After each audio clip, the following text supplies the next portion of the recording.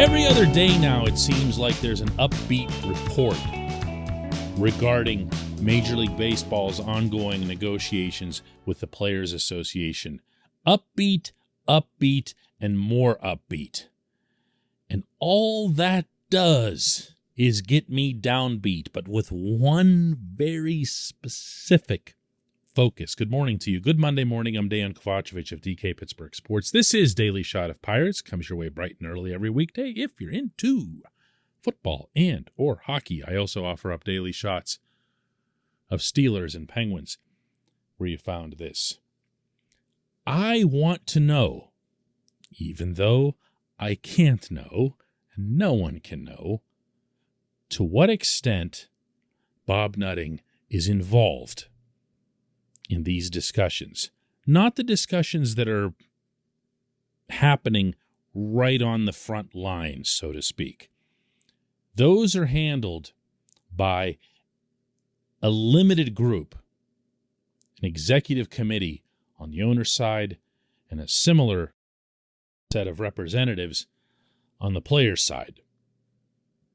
He's not there. He's not at that point.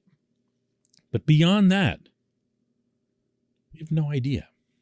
And because of the extraordinary secrecy that's imposed on everyone associated with any of the 30 teams through this process, and it's actually pretty over the top, I can tell you, we don't know if Nutting is communicating with the commissioner's office, not just his concerns related to the Pirates in Pittsburgh, but also to the sport in general. We don't know if he's working the phones or whatever else with other owners with either similar market sizes or similar revenue streams to try to maybe band them together, to maybe strengthen a position. We don't know if he's communicating with, say,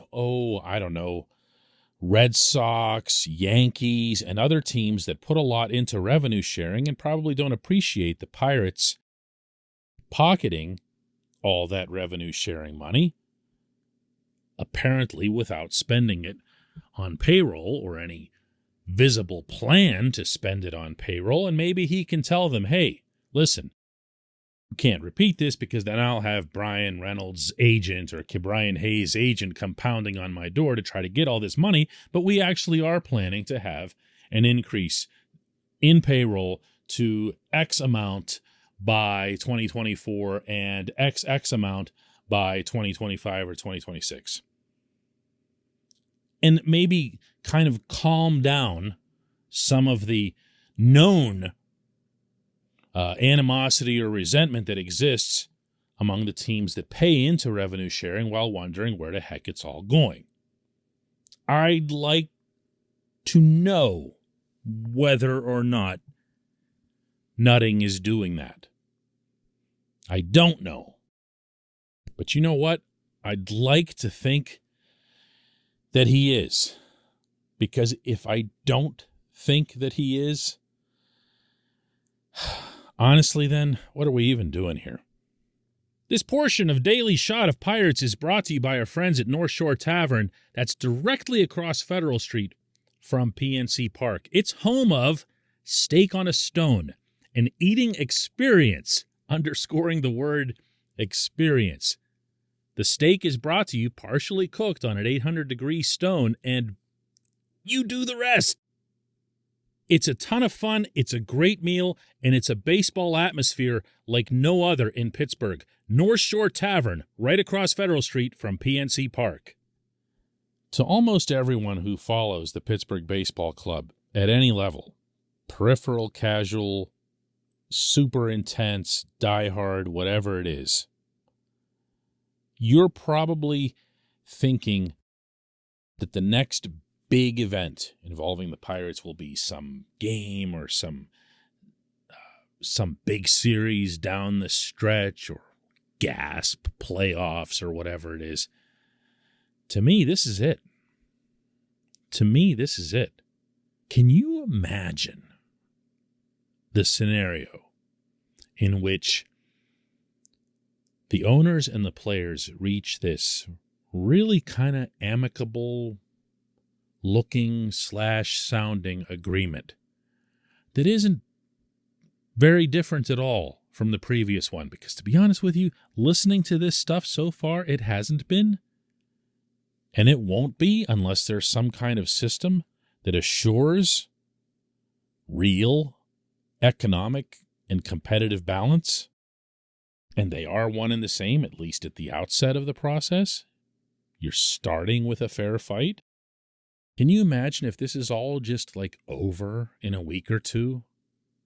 And they sign this document that locks them into basically this same garbage system for the next 10 years or so?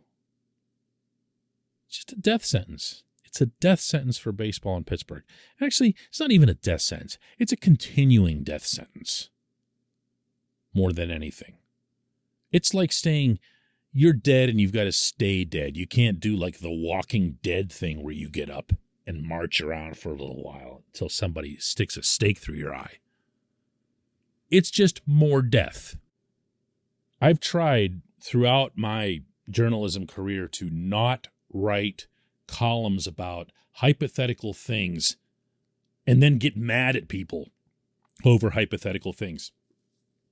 And I'm not going to do that on this show either. So I'm not going to say, if nutting, da-da-da-da-da-da-da-da, then I'll da-da-da-da-da-da-da, because I don't know. I don't know the particulars yet. And for me to go venting about it now really is kind of illogical and most definitely premature. However, be very certain that a lot of questions will be asked after this thing is done, regardless of how it turns out. If it looks like it's more favorable to markets like Pittsburgh from the competitive standpoint, not from the profitability standpoint, meaning that floor has to be in there too, or some form of it has to be in there. If those things aren't in place, and lots and lots and lots of digging will be done in all 30 markets on this front, you're going to eventually find out whether or not there was any kind of group of owners that tried to do this or that, whether or not the small revenue owners just allowed themselves to get trampled without any kind of fight. We will know. And you, as someone following this franchise, will have, I think, the clearest possible picture, one way or the other, of who this owner is. When we come back, just one question.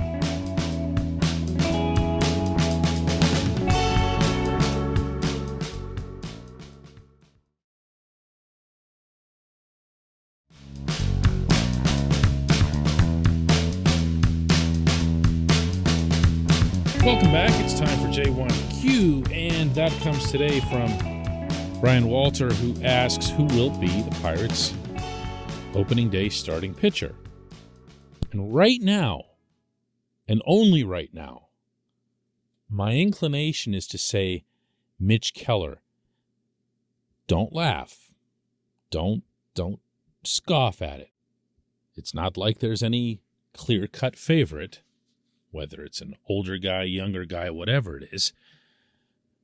So you'd want to use this opportunity to send a message to that individual that this is how highly we think of you, and this is how highly we think of your potential, that this could be your rotation, your team.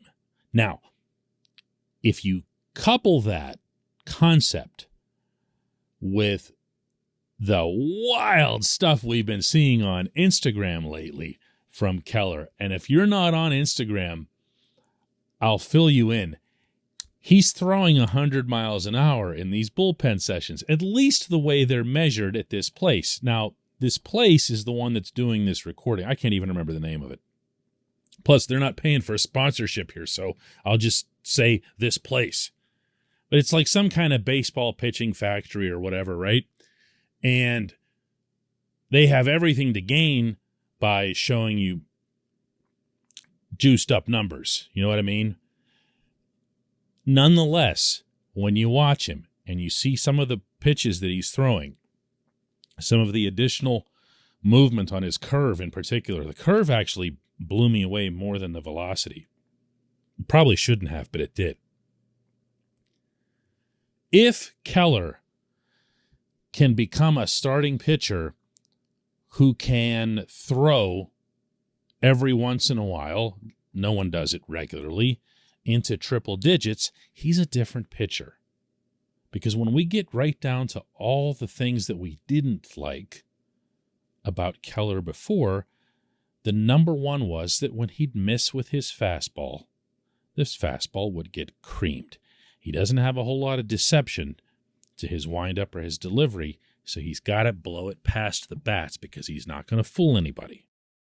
No one's ever, that I've heard, doubted the actual arm, but I think it would have been fair for any of us in watching him to doubt if the arm was special, if it was some like wow factor arm, the way everybody is looking forward to Roansy Contreras, who does throw 100 miles an hour as a starter. If you can get into camp a healthy, visibly motivated, and effective Mitch Keller, then Derek Shelton's decision, and it is his alone, by the way, is made so easy. It's so easy because he can say, look, this is a reward for the great work that Mitch has done at fill in the blank this place or whatever. And he's been in our system for a while. He's paid his dues. Everyone knows what his promise was thought to be as recently as 2-3 years ago. And we're 100% behind Mitch. Go, Mitch. Here's the ball. Go strike everybody out, Mitch. Hit 100 miles an hour all day. It's just a better vibe than saying, hey, we liked some of the gumption that JT Brubaker showed through the first half of last season before he started giving up all the home runs. I like Brubaker. That's not a shot. It's not a dig. It's a fact that he ended up giving up 1 million home runs. And in part because he, I think, was being stretched out to his first full healthy season in the majors. And that in and of itself was going to be an achievement, but he obviously didn't handle it all that well over the last couple months. So just giving it to Brubaker is kind of like we didn't have anybody else. Whereas if you give it to Mitch, you're doing it with a little bit of an oomph to it. I appreciate the question. I appreciate everybody listening to Daily Shot of Pirates. We will do another one tomorrow.